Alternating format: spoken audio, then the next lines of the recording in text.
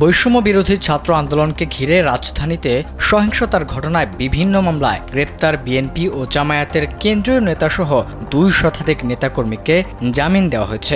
এরই অংশ হিসেবে বিএনপি নেতা ইঞ্জিনিয়ার ইশরাক হোসেন মুক্তি পেয়েছেন। মঙ্গলবার ঢাকার চিফ মেট্রোপলিটন ম্যাজিস্ট্রেট আদালতের পৃথক বিচারকেরা পৃথক পৃথক আদেশে এই জামিন মঞ্জুর করেছেন। ইশরাকের আইনজীবী তাহিরুল ইসলাম তৌহিদ জানান, তার বিরুদ্ধে আর কোনো মামলা না থাকায় মুক্তিতে বাধা নেই। এ কারণে কারা কর্তৃপক্ষ সন্ধ্যায় তাকে মুক্তি দেয়।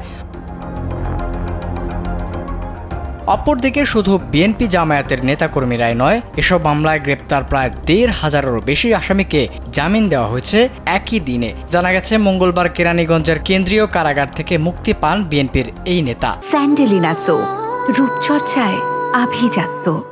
এ সময় হাজার হাজার ছাত্র জনতা তাকে অভিনন্দন জানাতে জেল গেটে ভিড় করেন। বিএনপি নেতাদের আইনজীবী সৈয়দ জৈনুল আবেদিন মেজবা জানান, এখন পর্যন্ত 2 শতাধিক নেতাকর্মী জামিন পেয়েছেন। অন্যান্য আসামিরাও জামিন পেয়েছেন, তবে সঠিক হিসাব বলা সম্ভব নয়। যাদের জামিন আবেদন করা হচ্ছে প্রত্যেকেই জামিন পাচ্ছেন।